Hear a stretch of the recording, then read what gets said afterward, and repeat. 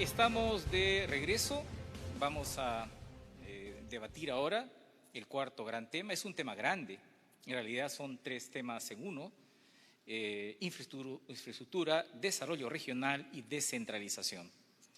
Empezamos entonces y de acuerdo al sorteo tiene la primera intervención el señor Andrés Alencastre de Perú Libre. Por Muchas 3 gracias. minutos. Anchata napaykuykichisq Perú suyu Huayquipanaykuna.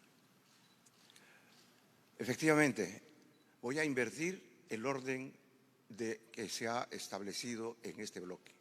Empezaré hablando de la descentralización. Un país sumamente diverso, con miles de años de cultura, con una ocupación impresionantemente en todos los rincones de la costa, la sierra y la selva. Un país de montañas, un país de cuencas, un país de microcuencas, con una actividad productiva de años que no ha sido reconocida como tal. Todas las políticas públicas que se han mantenido hasta ahora han sido sectoriales, de arriba hacia abajo y como si fuera de afuera hacia adentro. Todo lo que he escuchado ha sido voy a hacerlo. Por eso se ha gestado este tema de los beneficiarios de los programas de atención pública, cuando nosotros estamos pidiendo que más bien sean esos pueblos de organización territorial a lo largo y ancho del país, sean reconocidos como unidades territoriales de gestión de la producción, y así tendrían que ser y reconocerse como tales. Y por lo tanto, si eso es así, si esa megadiversidad de ocupación es así, el país tiene que ser descentralizado. Pero como somos un país multicultural, tremendamente multiétnico, con distintas lenguas, tenemos muchas naciones que están efervesciendo y que tienen un sentimiento de pertenencia y que tienen que irse agrupando por ese reconocimiento que el Estado hace para que pudieran ellos tener. Ahora no son reconocidos. Hay 7.000 comunidades campesinas y 7.000 y tantas comunidades amazónicas, pero hay 38.000 pueblitos y eso es lo importante. Entonces, ese sentimiento de pertenencia regional, tenemos macro sur, macro norte, nororiente, suroriente y el centro, pero no son reconocidos en ninguna de las políticas vienen de arriba hacia abajo. Y entonces, ¿para quién es la ley del medio ambiente o la ley de promoción de la agricultura? Si no es para que la cumplan esas comunidades y esas poblaciones y esas familias que se encuentran no reconocidas como organizaciones territoriales. Por lo tanto, la infraestructura es la argamasa que articula toda esa dispersión de las realidades productivas de este país. Y eso es lo que está ausente. Se hace la infraestructura por proyectos, no por procesos sociales que se articulan en las multimodalidades que deberían existir aquí para un país de montañas, para un país megadiverso, para un país multicultural. Gracias. El señor Eduardo Brus, de Fuerza Popular. Carlos Brus. Carlos Brus, perdón. Buenas noches, compatriotas. Si algo ha puesto en evidencia esta pandemia es la terrible brecha de infraestructura que tiene el Estado, que ha impedido que le dé la asistencia que el ciudadano necesitaba en su momento. El Banco Interamericano de Desarrollo ha valorizado esta brecha en 385.000 millones de soles. Y estamos hablando de proyectos que los escuchamos hace décadas. Majes, la segunda etapa de Chaimochic, el hospital de Piura, el de Chimbote, el ferrocarril de Huancayo, Huancavelica, las plantas de tratamiento de aguas residuales a lo largo de todo el Perú, las redes viales, en fin, los aeropuertos, Chincheros, el de Lima, la línea de metro. Todas estas grandes obras que el Estado se ha imposibilitado de hacer, y cuando las empieza se paralizan, y si las terminan costando el triple de lo que se pensaba y con actos de corrupción. Lo que tenemos que hacer es buscar las mejores prácticas a nivel mundial. Hoy en el mundo lo que mejor está funcionando son los contratos gobierno a gobierno, que permiten que venga al Perú un gerente de proyectos llamados PMOs, que con toda eficiencia, transparencia y sin corrupción eche a andar estos grandes proyectos, tal como se ha hecho en el contrato de la carretera central. Esto se ha hecho también y se ha usado en los Juegos Panamericanos con toda eficiencia. y es el mecanismo para destrabar todas estas grandes obras que va a permitir traer viabilidad, salud, agua en todas las regiones que el Perú necesita. Pero también es importante otra infraestructura. Es importantísimo el muro de contención, es importantísimo la trocha carrozable, es importantísimo el canal de regadío, es importante la posta médica, la comisaría, el colegio, esa infraestructura que trae tanto bienestar, sobre todo a los pueblos más alejados del país. Para eso vamos a emprender un programa inmenso de construcción de estas pequeñas infraestructuras, usando núcleos ejecutores y sobre todo aliándonos con los gobiernos locales. Y para esto tenemos que fortalecer el proceso de descentralización. Y esto pasa por tener regiones y gobiernos locales fuertes, eficientes, profesionalizados, que tengan los mejores sistemas de gestión y de administración pública. Y tenemos que hacer un programa de capacitación que les dé estas capacidades. Y a su vez, buscar que tengan sus propios recursos, los gobiernos locales que administren mejor su predial. Y de esa manera podrán ellos captar los recursos para hacer esas obras. Y los gobiernos regionales que utilicen también fondos que a veces los tienen ahí, sin usar, como es el canon, y que por lo tanto nos lleva a plantear que lo usemos, por lo menos el 40% se reparte entre la gente. Ese es el bienestar que buscamos y para que el Estado de una vez te atienda como te mereces y genere los puestos de trabajo que has perdido. Gracias. Ahora pasamos a la segunda estación de este bloque y es esta relación, este diálogo interactivo entre ustedes, con 8 minutos de tiempo entre ambos, motivando el inicio de este debate. Yo le quería preguntar sobre la agenda digital. ¿Cómo hacer un Perú digital con internet para todos, donde todos los peruanos puedan estar conectados? Y esa conectividad, ¿cómo lograrlo en el más corto plazo, considerando no solo los apremios de la pandemia, sino los retrasos que casi nos lleva 2 décadas? No sé si alguno quiere intervenir, levante la mano, por favor. Señora Lencastre. Efectivamente, hasta su pregunta es sectorial. Esta conectividad es parte de todo el sistema articulado de la infraestructura puesta al servicio de los procesos sociales de producción y de generación de cultura. Entonces, ya tenemos un derecho humano a un conjunto de cosas. Está planteado el derecho humano a la conectividad. En tiempos de pandemia esto se ha hecho muchísimo más urgente. Pero ¿qué ganamos solamente haciendo eso si no están movilizadas las otras dimensiones de la realidad de todos los pueblos? No es acercarles, es una movilización desde abajo. No se reconoce el enfoque territorial de las poblaciones que sí tienen una larga tradición. Y eso es lo que nosotros queremos que no es solamente la conectividad, es la conectividad asociada a la función social de la producción de los pueblos organizados territorialmente. Eso es la diferencia de una mirada sectorial con una mirada integral desde las localidades en toda la dispersión que tenemos en la sierra. Señor Bruce. Definitivamente la red de digitalización que necesita el país es una de las grandes infraestructuras que están atrasadas. Esto lo echaremos a andar por el procedimiento que hemos mencionado, de gobierno a gobierno, inclusive pidiendo que en los reglamentos de construcción se incluya el tema de la conexión a Internet en cada una de las viviendas, ya como norma. Y eso me lleva a hablar sobre lo que queremos hacer en vivienda. Nosotros hace tiempo atrás echamos a andar los programas Mi Vivienda de Techo Propio. Y nuestra meta es subir la construcción de viviendas, que es la más grande infraestructura que tiene una familia, subirlas de más o menos 70, 80 mil que es ahora, a 120 mil unidades habitacionales al año. Y lo haremos promoviendo techo propio. ¿De qué manera? Actualmente vemos que hay invasiones, de gente que arriesga su integridad para hacerse de una casa propia. Y van y consiguen un poco de tierra y después de muchos años le dan título de propiedad y después agua y desagüe. Y el Estado pierde miles de hectáreas al año en este proceso y la gente gasta plata pagándole al mafioso que organiza la invasión. Lo que proponemos es crear una entidad urbanizadora del Estado que se adelante a estos procesos y que en esas hectáreas que tiene el Estado ponga las redes primarias de agua, desagüe, luz, el camino de acceso, y esos grandes lotes, esos macro lotes, se subastan al sector privado para que hagan programas techo propio. De esa manera, esas familias que se veían obligados a invadir un terreno Ahora, con lo mismo que le pagan al invasor, pagarían su cuota inicial en el programa Techo Propio y desde el primer día tendrían una casa con agua, desagüe, luz y título de propiedad. De esa manera el Estado responderá a una necesidad básica como es el de la vivienda. Si me permiten, pongo otro tema. ¿Quiere comentar? Por supuesto, señora Alencastre. Bueno, hemos tenido muchos años de Techo Propio, Mi Vivienda, y tenemos un 23% de la cobertura.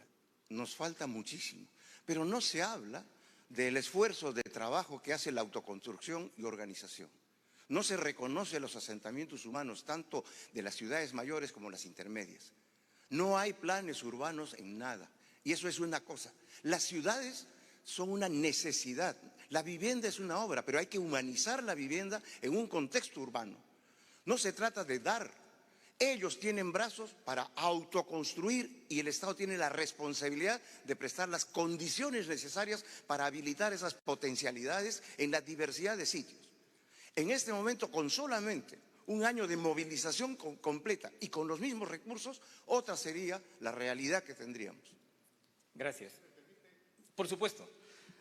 Bueno, me alegro que hayamos escuchado algo, una propuesta de Perú Libre con respecto al tema de la vivienda, porque yo tengo aquí su plan de gobierno que ellos han presentado al Jurado Nacional de Elecciones y el capítulo de vivienda social es este. No hay nada. No hay una sola palabra de vivienda. La palabra vivienda no está escrita en este plan de gobierno. Es decir, no consideran importante dónde vive la gente y hablar que el futuro de la vivienda pasa por la autoconstrucción. Bueno, ahí sí van a pasar generaciones de gente que va a seguir invadiendo, porque la autoconstrucción significa invadir. Nosotros no ofrecemos invadir, nosotros le ofrecemos a esa gente su casa de techo propio, que es lo que se merece. Señora Alencastre. Sí, efectivamente, hay especulación de tierras y hay especuladores en ambas partes. Los que ganan con la especulación y los que viven haciendo las ocupaciones. Y eso es tema de gobierno. Hay planificación urbana, hay banco de tierras para poder organizar. Señores, hay que humanizar, hay para todo. La tierra tiene responsabilidad social, tiene una función social, como el agua, como los ecosistemas. Eso debería estar en todo el proceso de movilización de las universidades, de todos los técnicos, de toda la burocracia operativa en los ministerios para salir a habilitar este tipo de cosas. Yo no miro con desprecio el esfuerzo de la autoconstrucción, porque es un país que está trabajando y que necesita orientaciones y reglas, pero si no hay reglas, las municipalidades tienen una debilidad institucional, como todo el país, de una gran ausencia de los criterios técnicos y los criterios conceptuales de paisaje urbano, de paisaje urbano. Y eso no se hace con darle casa, se trata de movilizar y ver la casa dentro de contextos urbanos y dentro de funcionalidades urbanas. Gracias. Y eso es lo que quisiera escuchar, porque tampoco eso está en ese documento que han presentado. ¿Me permitirían poner un tema que vinculado al desarrollo regional, que es el asunto de la agricultura familiar y el desarrollo regional? Tenemos poblaciones rurales abandonadas, excluidas y que se expresan de distinto modo. ¿Qué hacer en esta relación tan compleja entre infraestructura, desarrollo regional y descentralización con el Perú rural, la agricultura familiar, las compras familiares, las carreteras a los pueblos, la mejora del producto, salud, educación? Eso es parte del desarrollo regional. Tenemos pocos segundos, señor Bruce. Indudablemente el Perú necesita una integración y la infraestructura ayuda a eso. Para eso son las vías que permiten este intercambio y salida de productos. Pero yo quiero referirme a algo que es importantísimo para la gente: el tema del agua y saneamiento. En el año 1980, después de 11 años de un gobierno militar de izquierda, la cobertura de agua en el Perú era de solo 39%. 39%.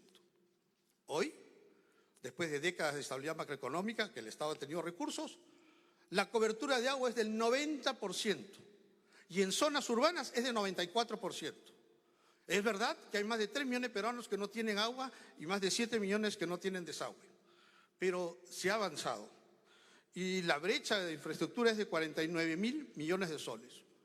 Nosotros proponemos cerrar esta brecha hacia el año 2030. En los próximos 5 años llegar al 96% de cobertura y que el siguiente gobierno haga el 4% restante en 2030. Todos los peruanos tendrán agua de calidad en sus casas, agua y desagüe, que es lo que nos proponemos hacer. Y en los pocos segundos que me quedan, decirles que el tema de la infraestructura, manejado como lo proponemos, con contratos y con gerentes de proyectos eficientes, va a ser la forma más práctica de echar adelante estas obras en el Perú. Señor Alencastre. Bueno, efectivamente tenemos muchísimos proyectos de inversión que están inconclusos y están en carpeta. La idea es movilizarlos en un sistema de gestión social, Estado, empresa y organizaciones de base. Yo insisto en lo de organizaciones de base, en las organizaciones territoriales, que no escucho ni veo que eso sea importante, porque se quiere fragmentar la intervención directa. Y eso me parece que es un error para un país como el nuestro. Entonces, la idea es este conjunto de derechos que debemos nosotros respetar y mantener. La vida, la salud, la alimentación y la vivienda en... Gracias. Gracias a ambos y ahora damos pase a la pregunta del especialista para este bloque. Es un especialista, el señor Humberto Correa Cánova. Él es economista, profesor principal en Economía Regional, Investigación Económica, entre otras especialidades, en la Facultad de Economía de la Universidad Nacional de Piura. Él hará su pregunta a través del video. Muy buenas noches. El país está sometido a continuos impactos de costo creciente por fenómenos naturales que afectan el capital natural, la infraestructura, los medios de vida de la gente, limitando el crecimiento económico y bienestar en las regiones. El último fenómeno del Niño costero afectó a 13 regiones y produjo daños en la infraestructura pública por más de 8.000 millones de dólares. A más de 4 años de su ocurrencia, hay un avance de solo el 42.8% y quedando sin ejecutar a la fecha 14.670 millones de soles y sin haberse asegurado la reposición total de la infraestructura pública dañada a nivel productivo, económico y social. Ni se ha asegurado y culminado a nivel de expedientes técnicos los proyectos de soluciones integrales en quebradas, ríos y drenaje pluvial, por lo que las regiones siguen vulnerables. Se les pregunta, ¿qué plantean de ser gobierno para cumplir con los procesos de reconstrucción aún pendientes en el país y si se garantizarán los recursos económicos y mecanismos financieros necesarios para los proyectos de soluciones integrales que actualmente no lo tienen? Muchas gracias. Tiene la palabra para una respuesta de 2 minutos el señor Alencastre de Perú Libre. Gracias. Efectivamente, hace 4 años que ha sucedido el fenómeno del Niño costero y hace 14 años lo del terremoto de Pisco. Y en realidad hemos repetido los mismos errores. No ha habido reconstrucción ni ha habido cambio. El enfoque continúa siendo el mismo. No se han movilizado las poblaciones de las 19 cuencas que han estado afectadas en estos 13 departamentos. Todo es obra, no se humaniza las obras. Está lleno de poblaciones, pero no están participando de manera directa. Hay otra cosa que llega, se impone, les dice lo que hay que hacer sin consultas. Por lo tanto, esos planes integrales hay que humanizarlos. Está perfecto, toda la ingeniería está allí. Pero ¿cómo hacer para que los sistemas de siembra y cosecha de agua, los sistemas de crianza de agua más biodiversidad, más cambio climático, más gestión de riesgos a escala mínima? En un país de montañas todo tiene quebradas, todo tiene microcuencas, todo tiene escurrimiento. Eso falta. Y por lo tanto, la gestión social del agua y de la tierra, de las comunidades organizadas territorialmente, eso es lo que falta. Y yo insisto, pero sigue repitiéndose que hay plata para invertirla que viene de afuera hacia adentro y de externos. Deben moverse las capacidades locales, de todos los sentidos, convocando a las universidades, haciendo mancomunidades regionales con responsabilidad, mancomunidades municipales, mancomunidades comunales, pero no está eso en la agenda. ¿En qué país vivimos que no se pueden movilizar este tipo de fibras, de conocimientos y de antigua cooperación como sentimientos de identidad? Eso es lo que me preocupa. Gracias. Señor Bruce, de Perú Posible. En efecto. Señor Bruce, de Fuerza Popular. Gracias. En efecto, el Estado ha tenido muchas carencias en responder, como mencionamos al inicio. Reponer toda esa infraestructura que mencionaba la persona que hizo la pregunta ha sido otro fracaso por no saber cómo abordarlo. Nosotros estamos planteando la solución. Es que se hagan contratos gobierno-gobierno con gerentes de proyectos que lo hagan de manera eficiente, rápida y sin corrupción. Y eso es lo que está funcionando a nivel mundial. Eso permitiría hacer esas obras de reconstrucción lo más rápido posible y traer y reponer el bienestar que toda esa gente en las regiones se merece. Pero en el tema de la prevención es donde tenemos que trabajar. Realmente no se hacen grandes planes de desarrollo regional en el país.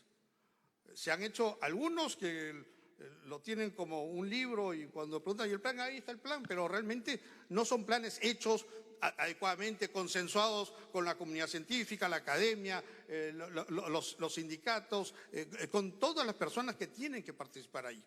Y estamos hablando de que veamos una región y que veamos cuáles son sus potencialidades, dónde van a estar sus actividades extractivas, dónde van a estar sus centros urbanos, qué actividades se van a desarrollar, va a haber turismo, dónde va a haber el medio ambiente.